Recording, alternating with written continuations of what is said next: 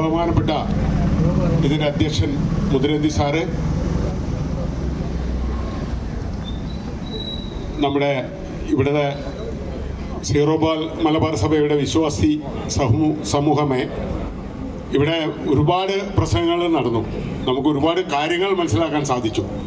എന്നിരുന്നാലും ഒരു കാര്യം പറയാൻ ഞാൻ ആഗ്രഹിക്കുകയാണ്. ഏകദേശം ഒരു 50 വർഷത്തോളമായി നമ്മുടെ പുരോഹിതര് അവരുടെ ഓരോ പള്ളികളിലെ സ്ഥാനമുറപ്പിക്കുക, അതായത് അവസാന വാക്ക് അവരാണ്. അപ്പോൾ അത് എൻ്റെ ഇഷ്ടമാതിരി ഞാൻ ചെയ്യും, നീ നിൻ്റെ പണി നോക്ക് എന്നുള്ള രീതിയിൽ നമ്മുടെ പാരിഷ് കൗൺസിലിനെ വരെ അവർ റെഡിയാക്കി എടുത്തു. ഇപ്പം ഞങ്ങളുടെ പള്ളിയിൽ 7 യൂണിറ്റ് വനിതാ ശാക്തീകരണം ചെയ്തിരിക്കുകയാണ്. ഞാൻ കുറ്റം പറയാനല്ല കേട്ടോ, ഇവിടെ വനിതകൾ ഇഷ്ടംമാതിരി ഉണ്ട്.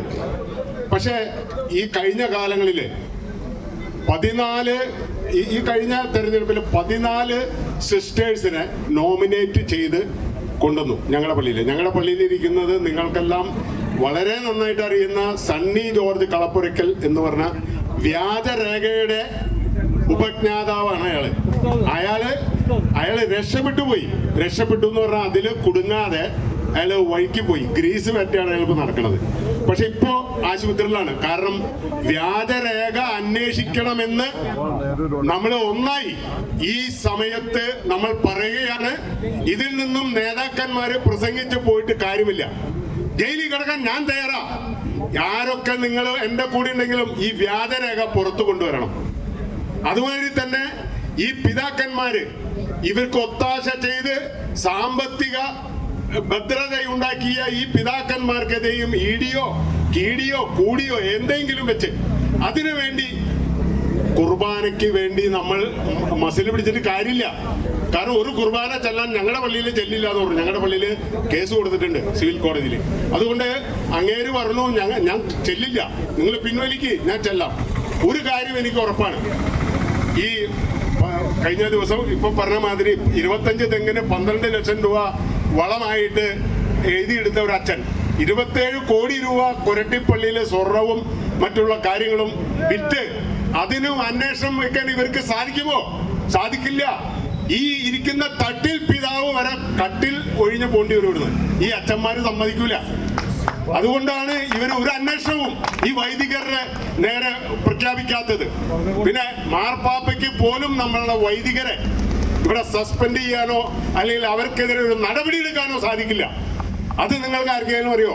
നമ്മൾ ഈ പൊട്ടന്മാരുടെ മാതിരി ഈ വെയിലും കൊണ്ട് ഇവര് മട്ടുപ്പാവില് കോഴിയിറച്ചിയും ആട്ടിറച്ചിയും നല്ല ഷ്രിമ്പ്, അതായത് എന്താ പറയാ, ഇത് മറ്റേ അതൊക്കെ കഴിച്ച് ഇവർക്ക് എന്തിന്റെ കുറവുണ്ട്?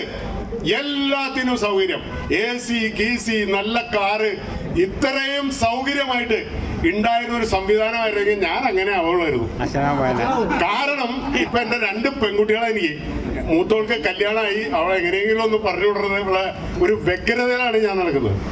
ഇതിപ്പോ കല്യാണം കഴിക്കാണ്ട് തന്നെ ഞാൻ പറഞ്ഞു വരുന്നത് വേറെ രീതിയിൽ ചിന്തിക്കരുതാരും. നല്ല രീതിയിൽ ഇവർക്ക് കഴിയാമെങ്കിൽ എന്റെ പള്ളിവടയിലെ 4 AC ആ 4 AC ഇരുന്ന് കഴിഞ്ഞാൽ ഞാൻ ഒരു സമയം അച്ഛാ തണുത്തിട്ട് പാടില്ല, ഒന്ന് ഓഫ് ചെയ്യോ?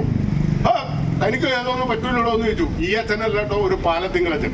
ഞാൻ പറഞ്ഞു അച്ഛാ ഞാനിതൊന്നും അനുഭവിച്ചിട്ടുള്ള ആളല്ല. അപ്പൊ അച്ഛൻ പറഞ്ഞു ഞങ്ങള് വീട് വിട്ട് വന്നിരിക്കുന്ന ആൾക്കാരാണ്, കുടുംബമില്ല, സഹോദരങ്ങളില്ല, അപ്പനില്ല, അമ്മയില്ല. അപ്പൊ ഞാൻ പറഞ്ഞു അച്ഛാ ഞങ്ങളും ഇതൊക്കെ എന്റെ അപ്പനും അമ്മയൊക്കെ മരിച്ചുപോയി, അപ്പൊ അച്ഛനും ഇപ്പൊ ജീവിച്ചിരിപ്പുണ്ടോ? അല്ല, അങ്ങനെയല്ല. ഇത് ഒരു കാര്യം എന്താണെന്ന് വെച്ച് കഴിഞ്ഞാൽ കൺസ്ട്രക്ഷൻ എന്ന് പറഞ്ഞ കാര്യത്തിൽ ഇവരെ ഇടപെടുത്തരുത്.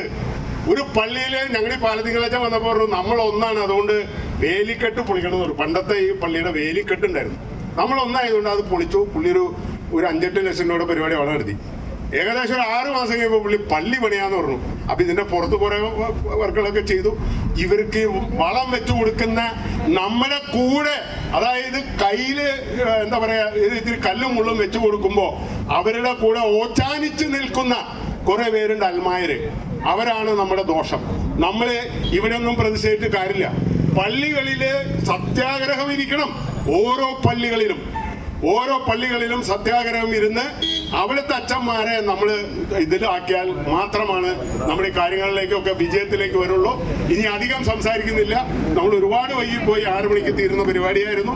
അതുകൊണ്ട് എല്ലാവർക്കും ഇനിയും ഇപ്പൊ ഇവിടെ ശീല ചേച്ചി പറഞ്ഞ മാതിരി ഇനിയും ഈ പരിപാടികൾ സംഘടിപ്പിക്കുമ്പോൾ എല്ലാവരും വളരെ വളരെ ശുഷ്കാന്തിയോടുകൂടി നമ്മുടെ കാര്യങ്ങൾ അവതരിപ്പിക്കണം എന്ന് മാത്രം പറഞ്ഞുകൊണ്ട് നിർത്തുന്നു. നന്ദി, നമസ്കാരം.